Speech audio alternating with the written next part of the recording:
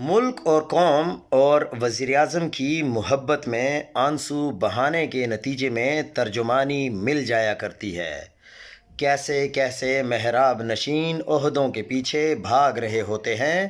پہلے یہ لوگ کسی ایک جماعت کے چمچے اور چاپلوس بنتے ہیں، اس جماعت کے حق میں بیانیاں بناتے ہیں، اس کے غیر اعلانیہ ترجمان بنتے ہیں، اور پھر جب وہ جماعت اقتدار میں آتی ہے تو دسترخوان پر آ کر بیٹھ جاتے ہیں۔ مشرف زیدی جو کئی سالوں سے نون لیگ کے حق میں تجزیہ کار بنے رہے اور آج ان تجزیوں کی قیمت وصول کر لی، یہی کام فہد حسین سمیت ہمارے کئی صحافیوں نے بھی کیا۔ جو صحافی کسی جماعت کے حق میں بات کرتا رہے اور پھر اس کی قیمت وصول کر لے تو وہ صحافی نہیں بلکہ بکاؤ مال بن جاتا ہے۔ آپ نے کئی ایسے صحافی دیکھے ہیں جو کہ کسی ایک مخصوص جماعت کا بیانیہ ہر وقت بنا رہے ہوتے ہیں، ان کا مقصد بھی یہی ہوتا ہے کہ ان کو ایک عہدہ مل جائے اور وہ عیاشی کر سکیں۔